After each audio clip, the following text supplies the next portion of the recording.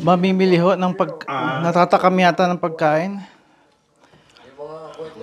Tapos kayo, okay. Kasi yung tape ko. Oo, meron akong... Hindi, may bago eh. Oo, may dala akong... Ikaw kuya, kumusta ka naman yung buhay-buhay mo? Ito po, bubuhan ko po, butas po. Ano po? Buti na lang nasa bilin mo. Ita kinulam daw yung dalawang kapatid niya kaya namatay. Naniniwala sa kulam. Haha. Refrigerator na titiklop.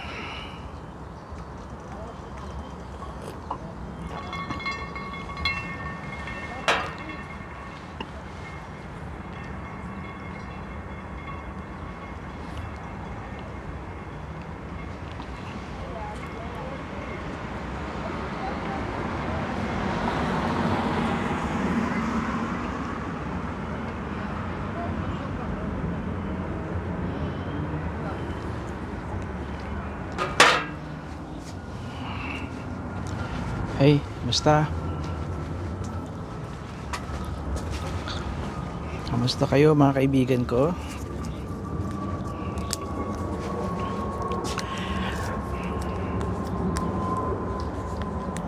Nakikita nyo naman na mayroon ako. Meron naman kami yung mga putakte, mga wasps. Ito na yung active sila. Magagawa na naman ng mga pugad nila o yung hives para sa kanilang reyna, di ba?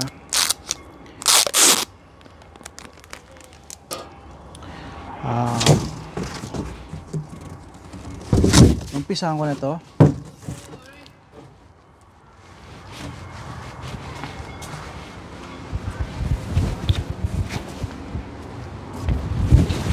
Nasaan yung aking... Matagal kami nagkwentuhan ng kapitbahay.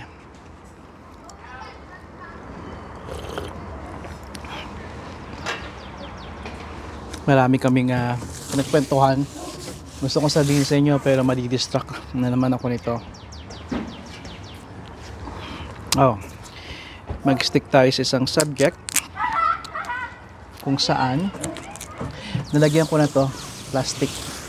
Ang importante kasi dito, mga kaibigan ko, nagagawa kayo nito yung sa mga iba naman na hindi alam o bago pa lang or ginagawa ng iba na maaring mas epektibo to sa inyo.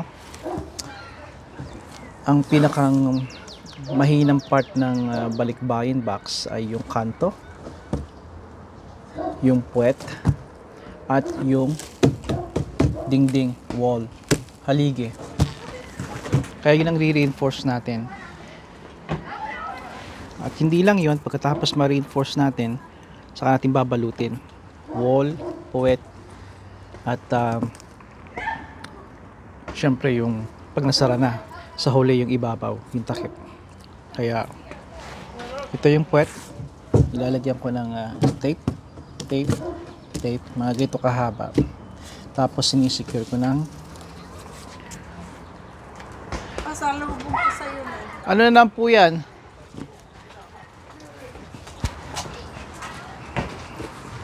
Thank you, ma. Talagang Parang ano to ah. Pati ano? Pati buhok matutunaw yata nito. Saan nyo ito nakuha, sa Costco? Home Depot nga pala. Okay. Thanks, ma. Meron pa ba? Okay.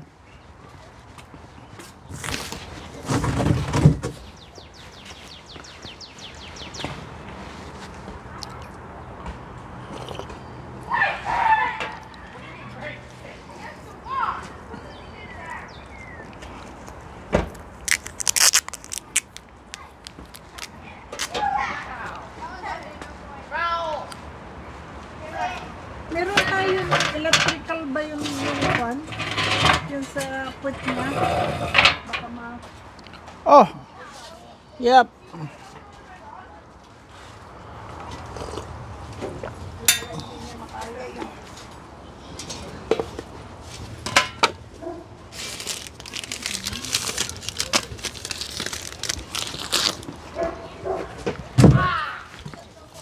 Hindi ka papakulong. Ang kanyang. Tingnan. Baka mapalakas siya.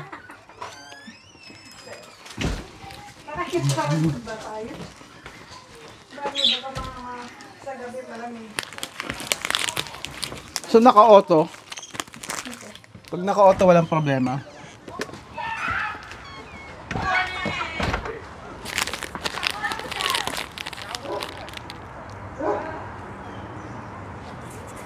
Okay. Nagro-roll pa ba kayo? Nagro-roll. Okay.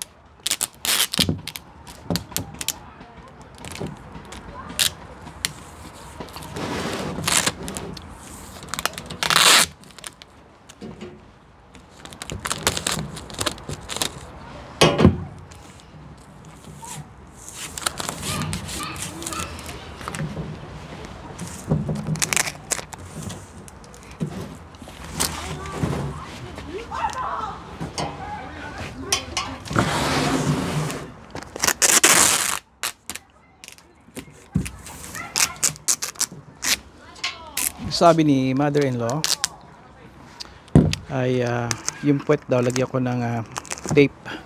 Well, nilagyan ko ng tape pero alam ko yung ibig niyang sabihin. Yun ay yung yung masking tape. Yun kasi yung masking tape. Yung kulay gray. Ano yun matibay. Hindi katulad ng manipis. Pero ito kapag marami, enough rin para mag-hold ito. Pwede din yun. Hindi ko na ito lalagyan. You know what? Lalagyan ko rin ito. Tapos lagyan, once na ibalot ko ito, balot ko itong buong ito, ay yun ang gagawin natin. Alam nyo, kasi maliit lang dito yung space para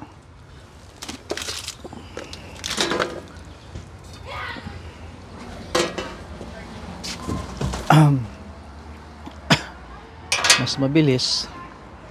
Sigurado ita-timelapse ko to.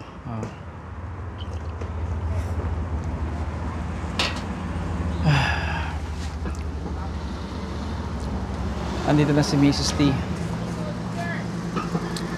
You know what? namili rin si Mrs. T. Kaya ang gagawin ko, titigil ko muna itong video. Tutulungan ko siya sa groceries. Si mother-in-law namili ng konti rin. At mamaya na kasi ang daming distractions. Ang dami rin mga kapitbahay. Kaya mamaya na lang muli. Okay? Pero baka timelapse ko na lang yun.